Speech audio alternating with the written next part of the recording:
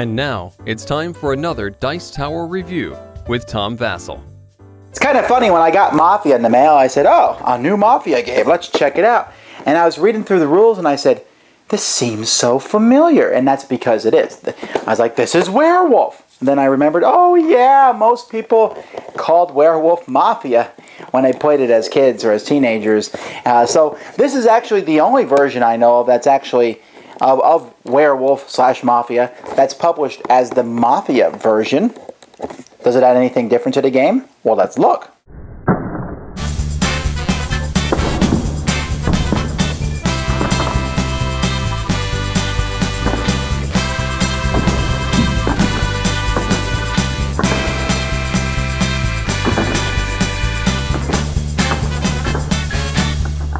The base game of Mafia involves players getting cards secretly. One player is the moderator, and everyone is given a card secretly. You're going to take a certain amount of civilians, a certain amount of Mafia, a doctor and a sheriff, and you're going to mix them together. So you have a doctor and a sheriff, let's say, and 2 Mafia, and then a bunch of civilians.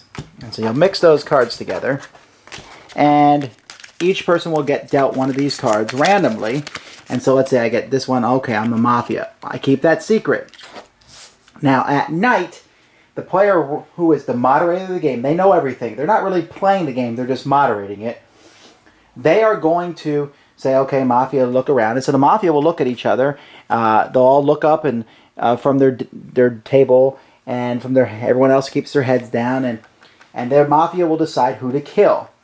Then the person who's in charge will call the doctor, and the doctor will look up, and the doctor will try to heal somebody. If they happen to heal the person the Mafia killed, then that person doesn't die.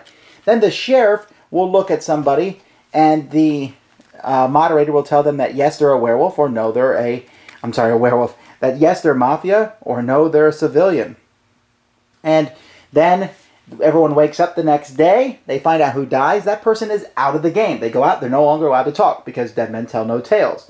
Everybody else who's still alive doesn't know who the Mafia are, so they vote. And they talk about it. And eventually they're going to vote somebody. They're going to get down to 2 people. And they're going to vote one of them to death. If they cannot decide, or if there's a tie in voting, then you will randomly draw one of these cards. Do you die?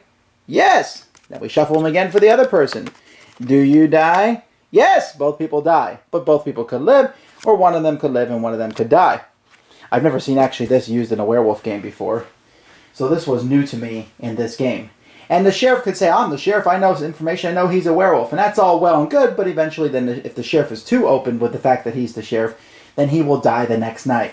So everyone votes to kill people, and if they kill someone in the Mafia, everybody cheers. And then if all the Mafia members are killed, then all the players who aren't Mafia win. Otherwise, the Mafia members will kill down until there's the same number of Mafia members as there is people who are not Mafia members, and then the Mafia is the winner. The advanced version of the game adds other professions that people can be. There is the reporter, who can, each round can see if somebody has a profession. Let's focus up a little bit more on these. That's Clark Kent there. The mortician, once per round, see if a dead person was civilian or Mafia. That's when you play that you don't know if the dead person's Mafia or civilian, so they can check and see if dead people are that. The thief, you can steal someone's profession and trait from them. The Godfather, when they're investigated by the sheriff, they will appear to be a civilian, but they're actually the Mafia.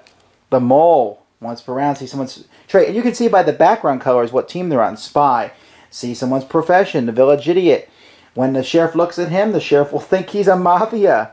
The bodyguard, they can choose somebody to die in place of. The nurse, the same as the doctor, but only effective if the doctor is dead. Now, most of these rules I've seen before. For example, the sheriff is the seer in Werewolf. The nurse here is the assistant seer. But this game also adds some traits. You can shuffle some traits together during this game, and some people might get no trait, but it's a second card that you get. So for example, you might have the slow plague, or you might be the female lover, or the male lover, or the magician, and you have that special ability whether you are the Mafia or not. Even the alien who can abduct someone for 1 round. Now this can get all confusing, all the different traits and stuff that are in the game. So there are sheets that the game includes that tell you what all the traits and what all the roles do. And there's even a pad of paper so that the moderator can keep track of who is what profession and who is what trait. and it tells you at night what order to call people in, so you know what order to wake people up. Essentially, though, I'm probably not telling anyone who's watching this video anything new. This is just basically another werewolf variant. So would I pick this up? Because really the best version of this game is Ultimate Werewolf. It's by far the best. There's so many roles, so much stuff going on in Ultimate Werewolf. This has traits. Ultimate Werewolf has the new artifacts, which are kind of the same as traits. So there's some similarities there too. Mafia, though, some people might like the Mafia theme better. I'm not saying the Mafia theme is better than Werewolves. In fact, it might be more frightening because Mafia can be real, while Werewolves, as we all know, are not. Yeah, right. But anyhow, the Mafia theme might appeal to some people. They like the artwork. So if this is the kind of theme you want the game to be, you think the Mafia theme is more fun, better than Werewolves or what have you, then this is, like I said, the only published version. You say, well, you know, I could just get a deck of cards and mark them. Well, you could do that, but this game, the role cards, I cannot tell you how much nicer they make the game. It makes it really easy. I don't have to sit there and say, I remember that the King of Hearts was the sheriff. No, you just get a card that says sheriff. And then there's the trait cards and mixing that up. It does add a little bit of niceness to the game, including this pad, which is a nice thing to add to the game too for the moderator, because it just gives you a nice order. They can't say, oh, I forgot to wake, you know, the nurse up tonight. So I like it. I don't think it's fantastic, if only because Ultimate Werewolf's better, but it is a good version of the game Mafia/Werewolf. Thanks for joining us today. For more written, audio, and video reviews, as well as the #1 board game podcast, check out the website at www.thedicetower.com. Until then, this is Eric Summerer, and you've been watching The Dice Tower.